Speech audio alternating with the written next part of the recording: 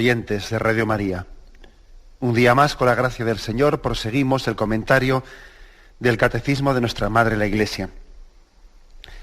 Estamos en la explicación del sacramento del orden sacerdotal, y en concreto a partir del punto 1575 abordamos un apartado que tiene como título El ministro de este sacramento.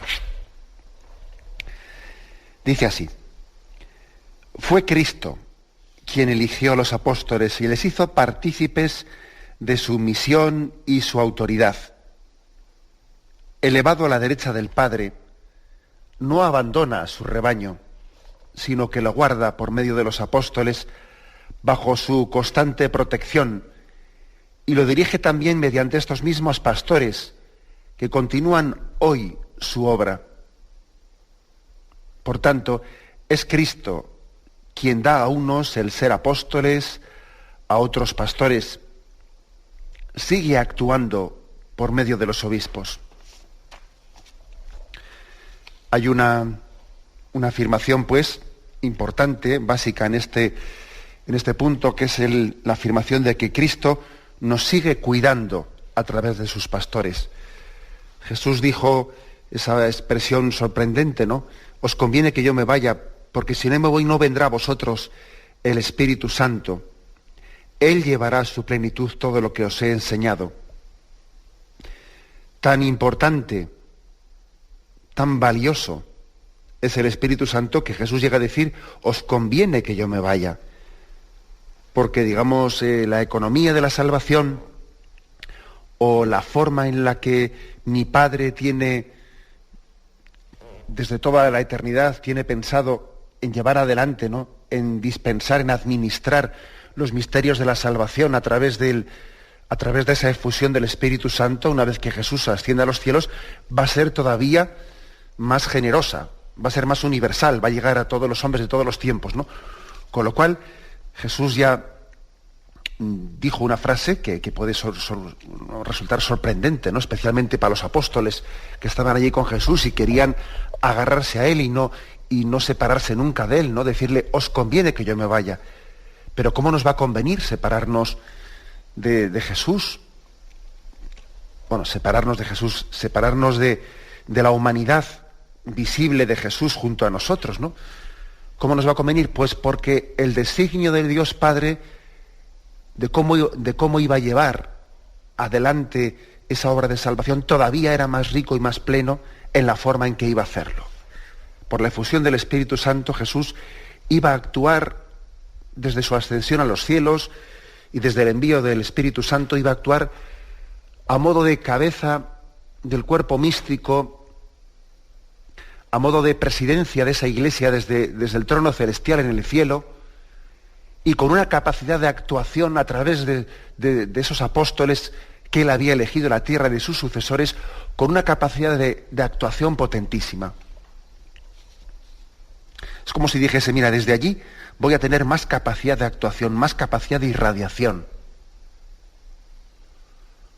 Créeme, te conviene que yo vaya, ascienda a los cielos, que envíe el Espíritu Santo y que a través de los apóstoles, a través del ministerio apostólico, recibas esa gracia que viene de la cabeza del cuerpo místico.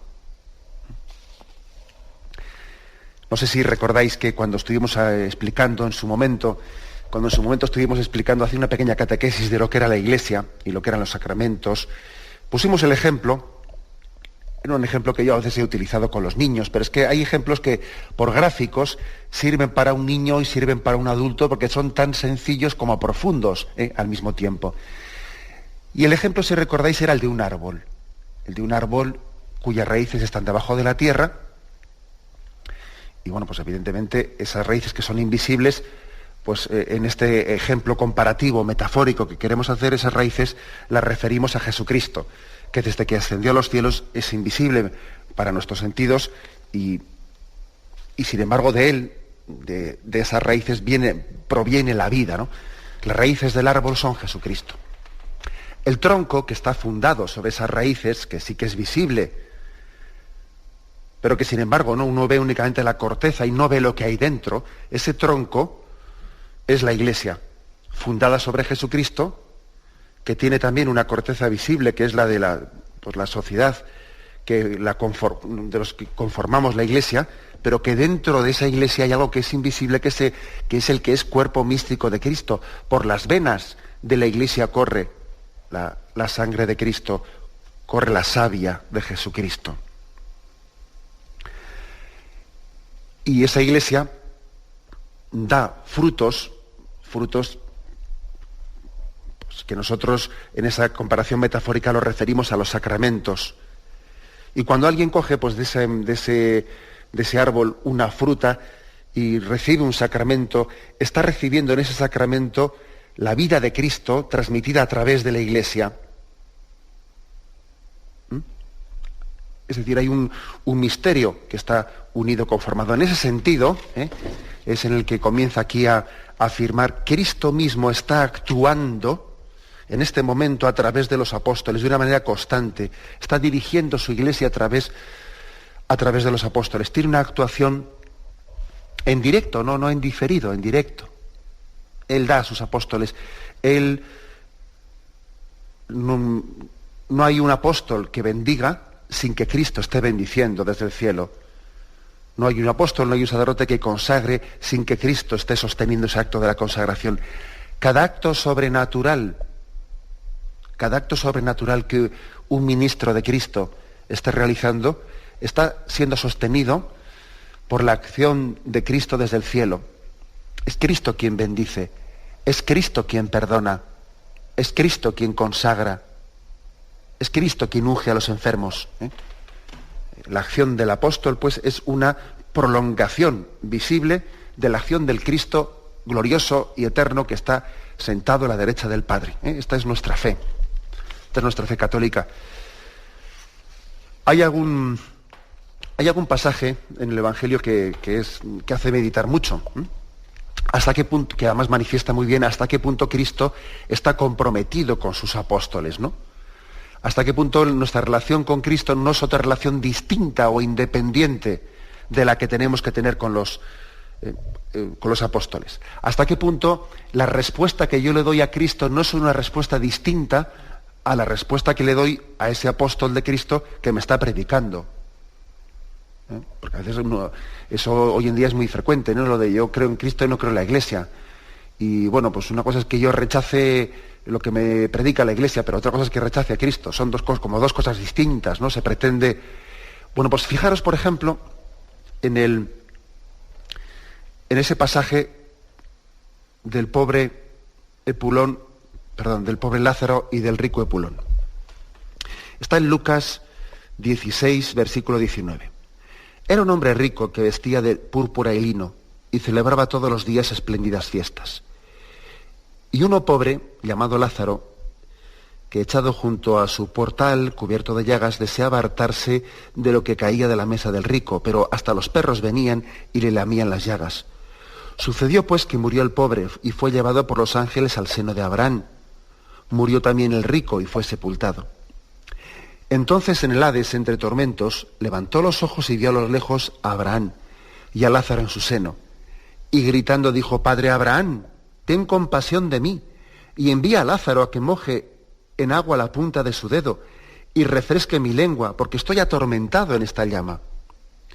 Pero Abraham le dijo: Hijo, recuerda que recibiste tus bienes durante tu vida y Lázaro, al contrario, sus males. Ahora pues, él es aquí consolado y tú atormentado. Y además entre nosotros y vosotros se interpone un gran abismo, de modo que los que quieran pasar de aquí a vosotros no puedan, ni de ahí puedan pasar donde nosotros. Replicó: con todo te ruego, Padre, que le envíes a la casa de mi padre, porque tengo 5 hermanos, para que les dé testimonio y no vengan también ellos a este lugar de tormento. Díjole a Abraham, fijaros esta respuesta: tienen a Moisés y a los profetas, que les oigan. Él dijo: no, padre Abraham, sino que si alguno de entre los muertos va a donde ellos, se convertirán. Le contestó: si no oyen a Moisés y a los profetas, tampoco se convencerán, aunque un muerto resucite.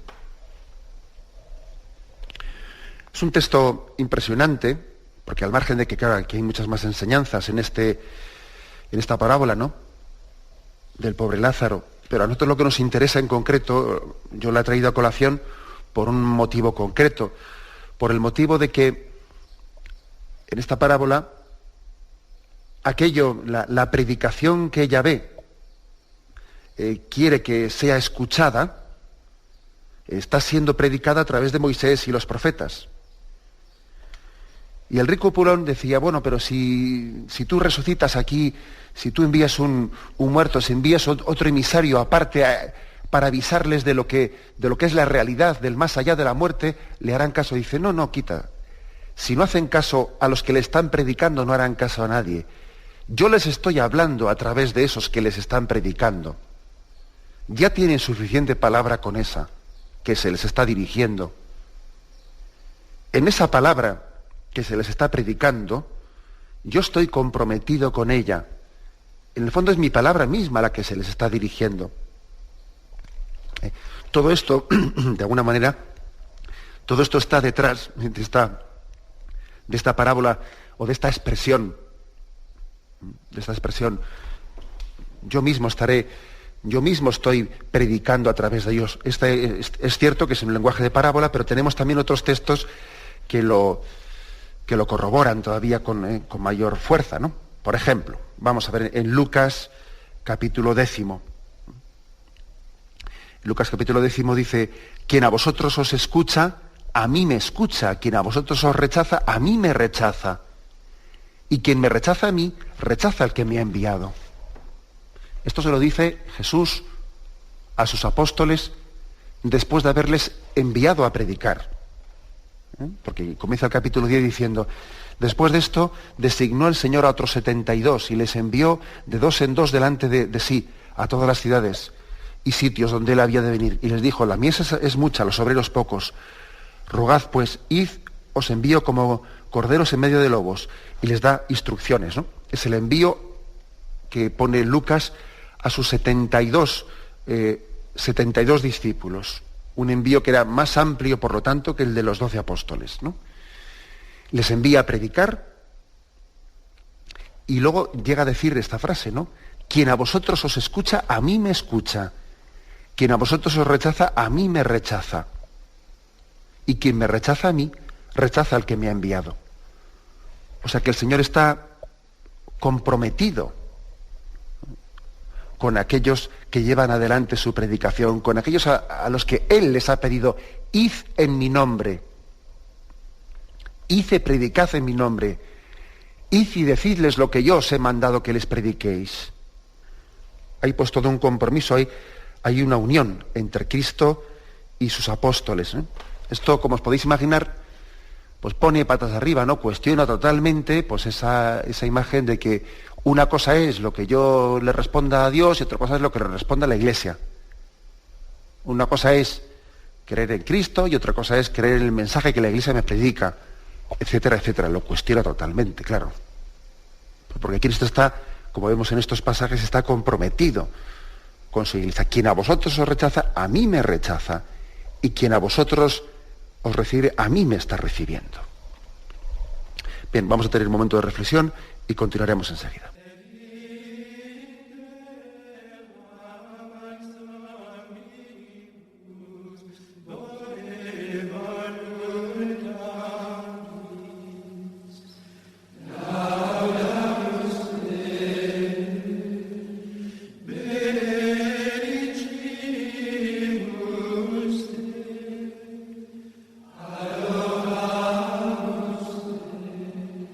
Gravi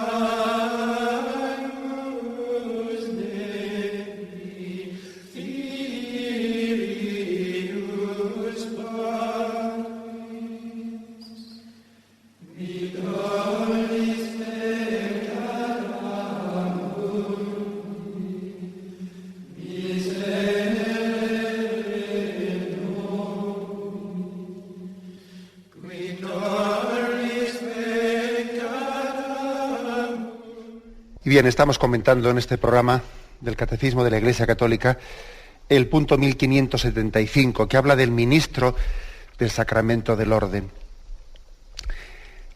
Se nos ofrece un texto, Efesios 4:11, texto que dice: Él mismo dio a unos el ser apóstoles, a otros profetas, a otros evangelizadores, a otros pastores y maestros, para el recto ordenamiento de los santos, en orden a las funciones del ministerio, para edificación del cuerpo de Cristo.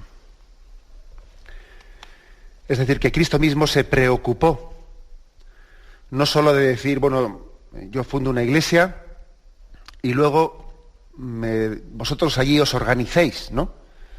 Porque bueno, ese sería un modelo de iglesia en la que Cristo está en su inicio y luego ya se retira, ya es cosa vuestra a partir de ahora. Pero no es eso. Jesús no pone en marcha su iglesia, se retira, sino que es que Él a esa iglesia le va suscitando continuamente vocaciones distintas. O sea, Jesús en este momento está dando a unos el ser apóstoles, a otros el ser profetas, etcétera. Es decir, está repartiendo vocaciones distintas dentro de la común vocación que tenemos todos. Todo es importante que lo entendamos, porque la imagen de que Cristo es la cabeza del cuerpo místico, claro, una cabeza no está únicamente en el momento de una fundación y luego se retira. Es que si tú cortas la cabeza, has decapitado a la iglesia, la has matado. Cristo está continuamente iluminando a su iglesia, continuamente dirigiéndola. En este momento mismo está llamando a una persona porque entiende que la necesita para tal puesto en la iglesia. Y le está removiendo el corazón. Y le está llamando personalmente ahora mismo, según estamos nosotros haciendo este programa, ¿no? Él está tocando un corazón, sí, lo está haciendo ahora mismo. Me llama la atención de este texto de Efesios 4:11, a unos le dio ser apóstoles, a otros le dio. Esa expresión, le dio, es una expresión que subraya mucho que la vocación es una llamada libre del Señor y que no es una iniciativa nuestra. Incluso puede que no coincida con nuestros gustos. Hay veces que el Señor, para llamar a una persona a una vocación determinada, lo que hace es también servirse de una sensibilidad determinada que le hace que le atraiga, que le guste eso a lo que el Señor quiere llamarle. Eso a veces ocurre así. Pues un niño, un joven que siente una atracción determinada hacia el sacerdocio, hacia la vida religiosa, ¿no? Y en esa atracción también entiende que Dios le está llamando, ¿no? A través de esa atracción. Es una especie como de seducción, de enamoramiento. Pero ojo, también hay otro tipo de llamadas. También hay unas llamadas en las cuales el Señor tiene que vencer, para poder llamarle, tiene que vencer otros gustos distintos que esa persona tiene, y bueno, que hasta que no los supere, pues no va a escuchar la llamada del Señor. O sea, que no confundamos vocación con gusto o tendencia. ¿A ti qué te gustaría ser? Como a veces se dice, ¿no? ¿A ti qué te gustaría ser de mayor? Se le preguntamos al niño y el niño dice, pues yo bombero, yo futbolista. Bueno, pues no es lo mismo vocación que gusto personal o tendencia natural. No es lo mismo. Porque a veces, como he dicho, la vocación del Señor se sirve de una tendencia personal, pues pero otras veces tiene que vencer otras tendencias. Y a veces la vocación del Señor puede romper nuestros planes. Puede romper nuestros planes que eran totalmente distintos, y el Señor se hace presente en nuestra vida, como ocurrió con San Pablo.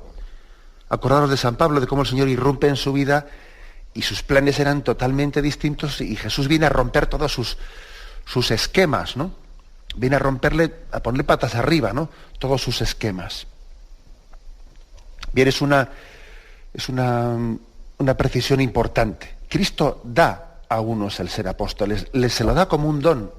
Es verdad que también a veces cuesta escuchar ese don, porque uno se hace el sordo, y el hombre puede hacerse el sordo, puede hacerse impenetrable a esa llamada de Jesucristo.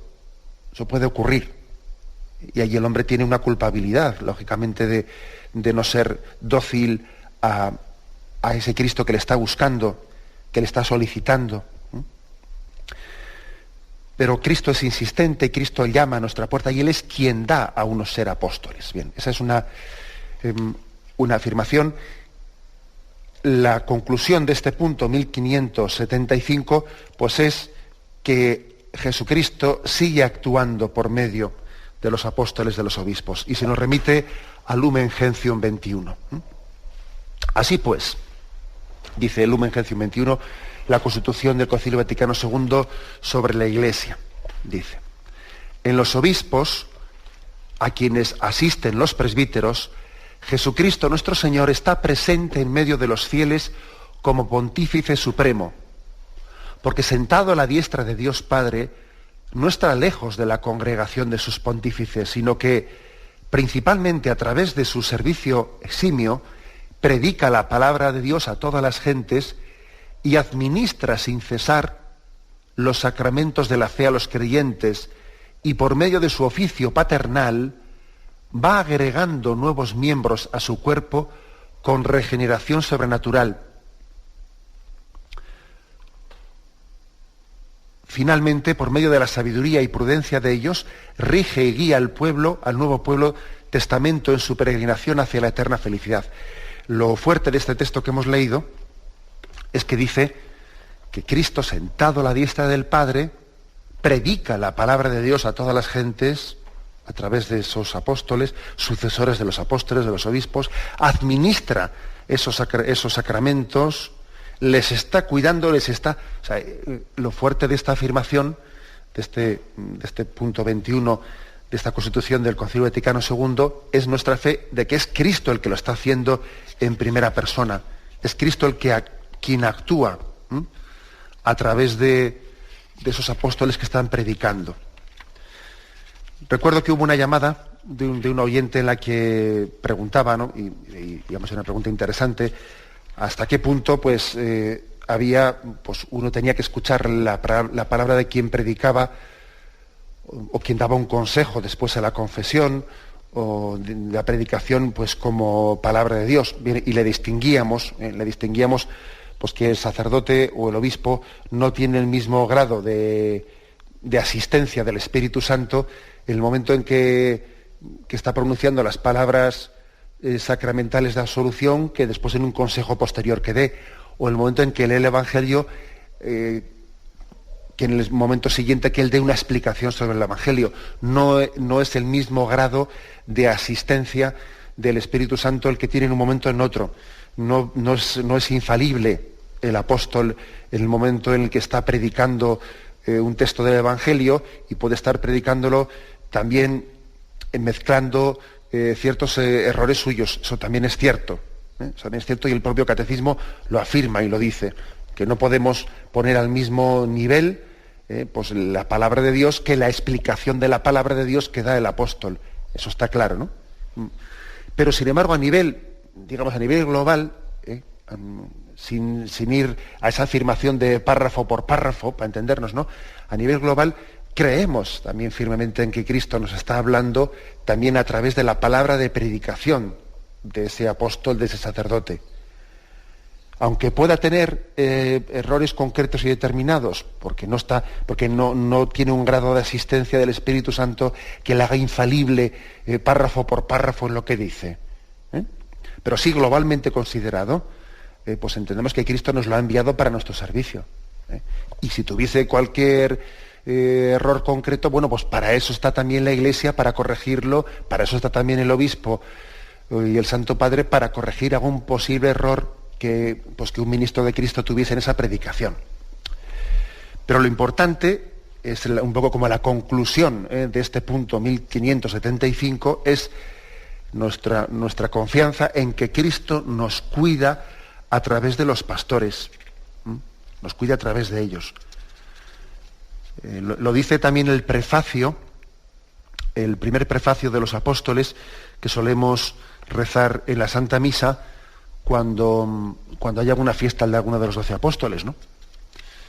Dice: en verdad es justo y necesario Es nuestro deber y salvación darte gracias siempre y en todo lugar, Señor Padre Santo, Todopoderoso, Pastor eterno, porque no abandonas nunca a tu rebaño, sino que por medio de los santos apóstoles lo proteges y conservas, y quieres que tenga siempre por guía la palabra de aquellos mismos pastores a quienes tu Hijo dio la misión de anunciar el Evangelio.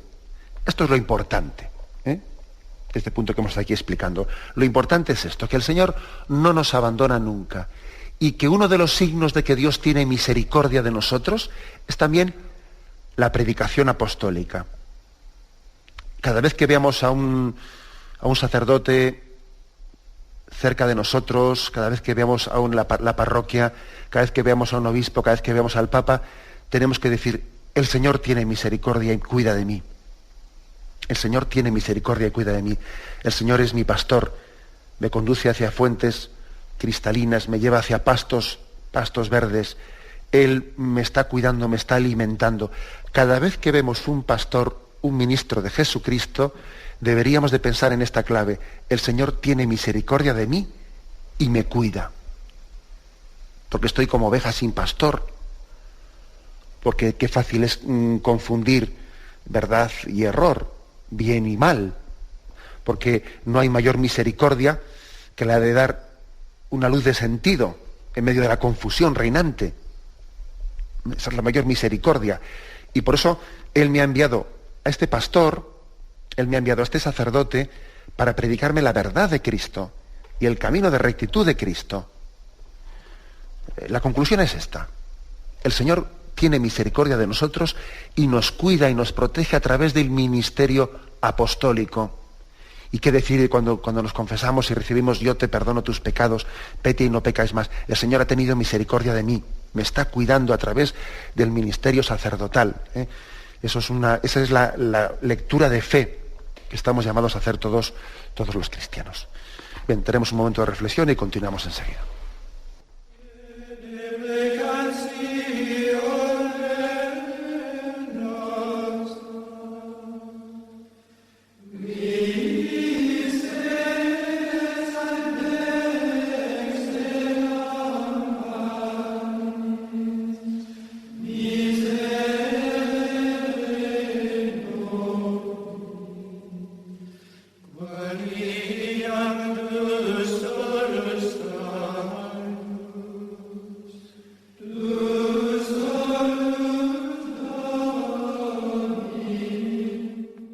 Continuamos en este programa del Catecismo de la Iglesia Católica.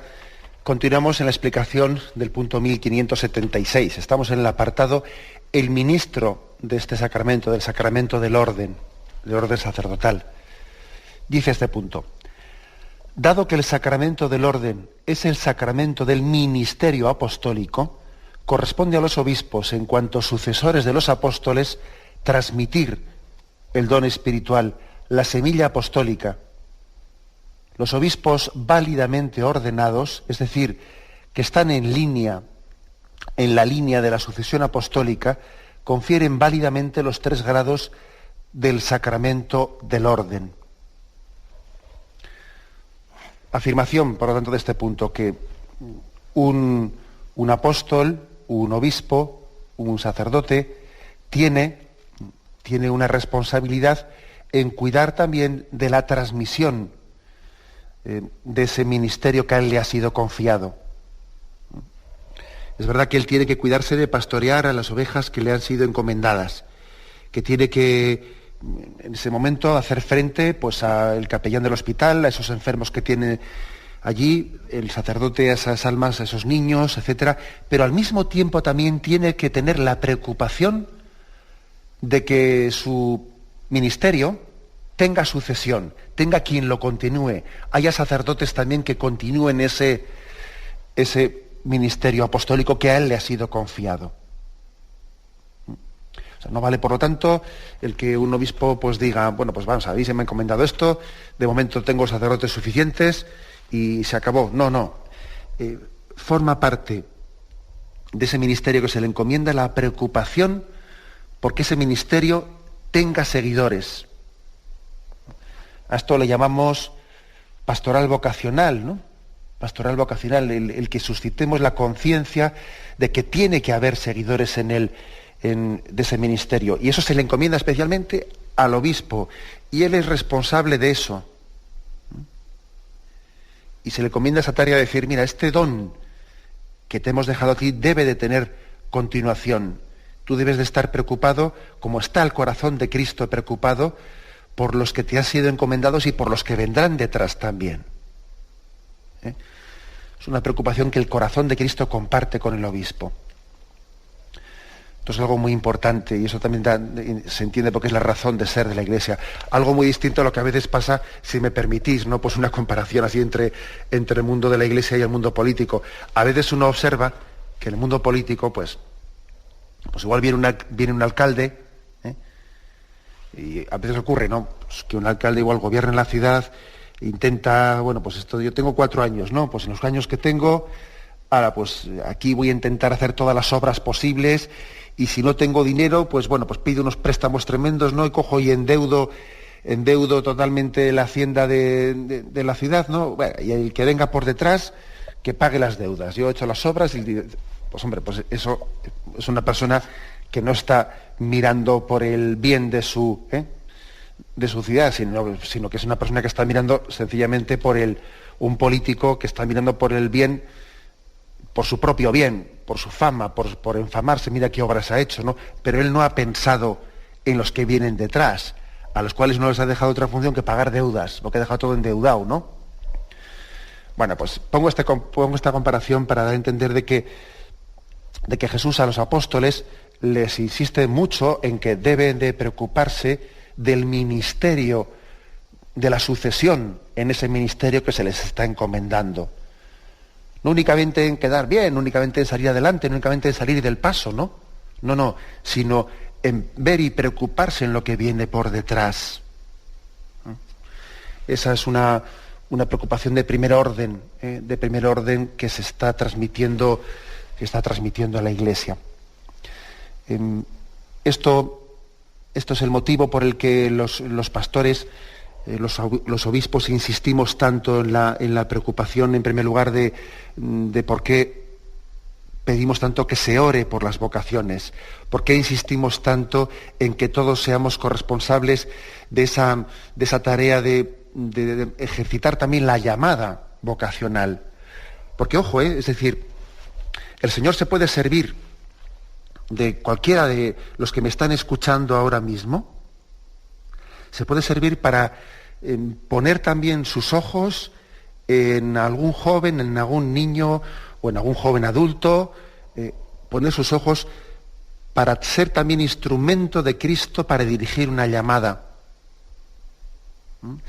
Los obispos insistimos mucho en que todo el pueblo de Dios tiene que hacerse corresponsable de esa pastoral vocacional, aunque la responsabilidad sea del obispo, sí, pero todos tenemos que ser corresponsables y darnos cuenta de que también, igual que el profeta cuando fue dirigido para ungir a David, primeramente él se dio cuenta de que el Señor no había puesto los ojos en otros hermanos suyos mayores, este no es.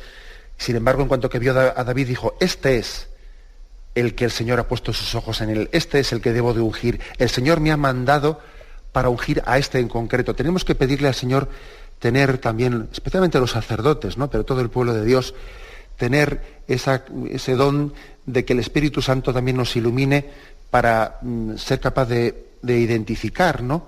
Y de invitar a esas personas que pueden estar siendo elegidas por Dios para continuar la sucesión del ministerio apostólico. Digo esto porque la vocación algunos pues la hemos tenido sin que nadie desde fuera nos haya sugerido nada. Pues es el caso de un servidor. Por ejemplo, a mí pues no recuerdo que nadie desde fuera pues me dijese algo o me hiciese una invitación de ¿has pensado alguna vez ser sacerdote? O nada por el estilo. Pues la verdad es que no. Que el Señor me puso esa semilla directamente en mí, ¿no? Pero eso no tiene por qué ser así siempre, ¿eh? El Señor puede querer, o en su designio, tener pensado que haya una persona de la cual Él quiere servirse para suscitar una llamada. por ejemplo. Y entonces, pues evidentemente, tenemos también que estar atentos, porque si el Señor quiere servirse de mí para suscitar una llamada, pues debo de ser dócil para poner los ojos en quien el Señor los ha puesto previamente. Señor, enséñame a poner los ojos donde tú los hayas puesto, para ser instrumento tuyo, para llevar adelante esa llamada. Bueno, pues a esto más o menos le llamamos pastoral vocacional. Aparte que también le llamamos pastoral vocacional, pues a suscitar unos ambientes en los que haya capacidad de escucha y capacidad de discernimiento.